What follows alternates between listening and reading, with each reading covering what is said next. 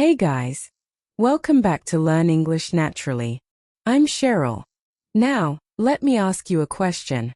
Have you ever been to a luxury hotel buffet, looked at the price tag, and thought, I am going to eat until they kick me out?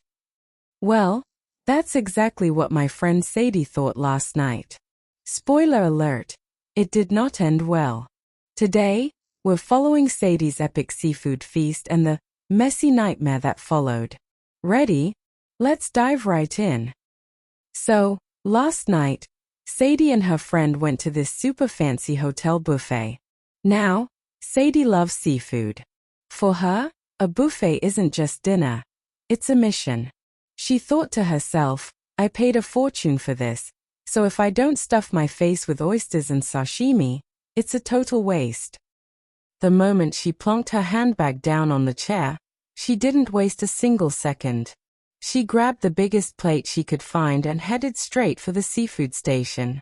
She piled her plate high with fresh oysters, juicy prawns, snow crab legs, and thick slices of salmon. She sat down and tucked in without standing on ceremony. She was literally wolfing down the food. By the end of the night, she was completely stuffed and practically waddled her way home with a huge food baby. But the real story starts at 2 a.m. Sadie woke up with a horrible wave of nausea. Before she could even make it to the bathroom, boom! She threw up all over the bedroom floor. It was absolute chaos. She cleaned herself up, shaking, and finally crawled back into bed. But a minute later, her stomach started cramping like crazy. She made a mad dash for the bathroom.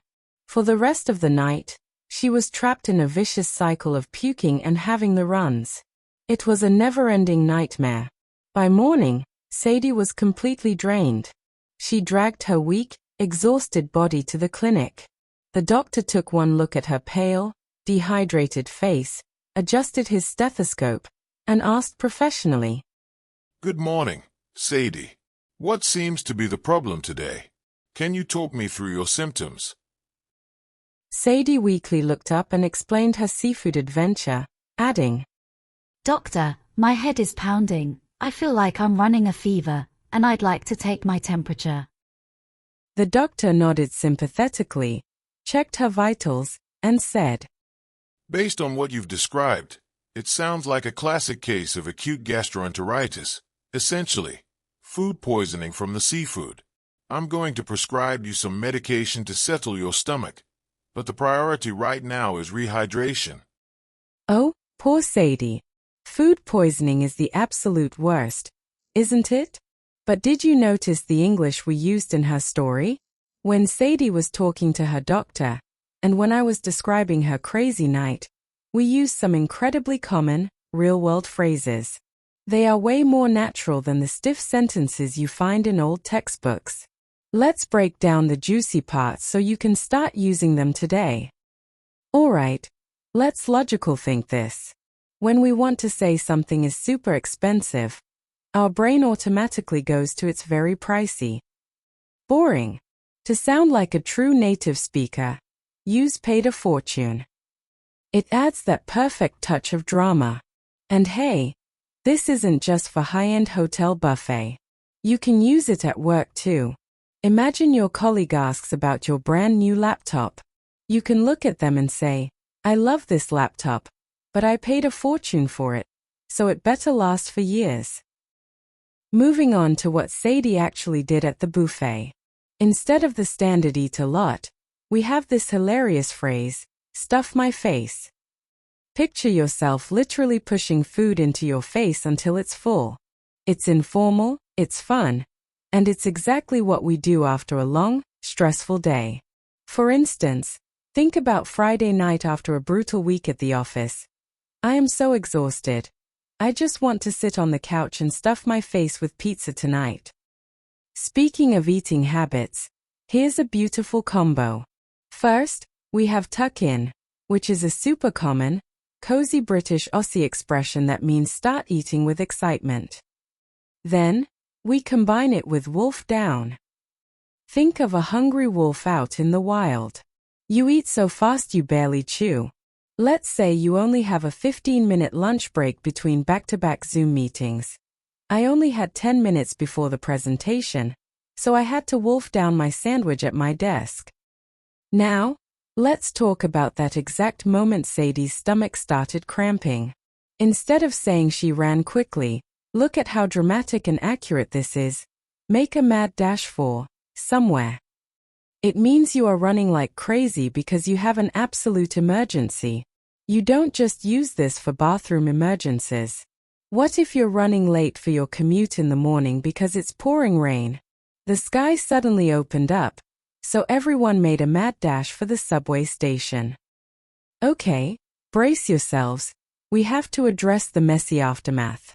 Look, your textbook loves words like vomit and diarrhea. But honestly, if you say those to your friends, you'll sound like a walking medical encyclopedia. It's too stiff. In real life, we use puke, or throw up, and have the runs. Imagine you have to call in sick to your boss, but you want to sound natural without being too graphic, or you're texting a coworker to explain why you missed the meeting. Hey, sorry I missed the morning call. I think I caught a stomach bug and I've been puking since 3 a.m. Next up, let's look at the doctor's professional greeting. Notice he didn't ask what happened. That's what cops say at a crime scene. A professional doctor, or even an IT support tech at your company, will ask, what seems to be the problem? It's a polite, welcoming way of saying, how can I help you fix this today? In fact, if you work in customer service, or if you're the tech guru in your office helping a colleague fix their laptop, you can say, hey Tom, I heard your computer is acting up. What seems to be the problem? When Sadie described her symptoms, she used two killer phrases. First, my head is pounding. This means your headache is so intense it feels like someone is beating a drum inside your skull. Second, instead of I have a fever, she said I'm running a fever. It feels much more active and natural. Think about those days when you've been staring at the computer screen for 8 hours straight. I need to step away from the screen. My head is pounding and I feel completely burnt out. And finally, the action phrase. When you suspect you have a fever, please don't say check my body heat. The correct, everyday phrase is take my temperature. You'll use this constantly if you have kids, or if you're feeling unwell at work and need to ask the HR department or the office first aid kit coordinator. I'm feeling a bit chilled and dizzy. Do we have a thermometer in the office so I can take my temperature? Pretty cool, huh? Shifting your vocabulary just a little bit makes your English sound instantly more authentic. Now, to make sure these phrases actually stick in your long-term memory, let's look at Sadie's story one more time. Focus on how these new words create a natural flow. Let's do a quick recap. Sadie paid a fortune for a hotel buffet, so she decided to stuff her face. She tucked in immediately, wolfing down plates of oysters and salmon. But at 2 a.m., she woke up sick. She threw up and spent the whole night puking and having the runs. This morning, she went to the clinic. The doctor professionally asked, what seems to be the problem? Sadie replied that her head was pounding. She felt like she was running a fever, and asked to take her temperature. The diagnosis? A severe case of food poisoning. And that is the tragic, messy tale of Sadie's buffet adventure. I'm happy to report she is on medication now and doing much better. Thank you so much for watching today. If you found these real-life phrases helpful, make sure to hit that like button, subscribe to Learn English Naturally, and ring the notification bell so you never miss a story. In the comments below, tell me, have you ever eaten so much at a buffet that you regretted it? But before you go, remember, don't just learn it, speak it naturally. Go use one of these phrases today. See you in the next video. Bye.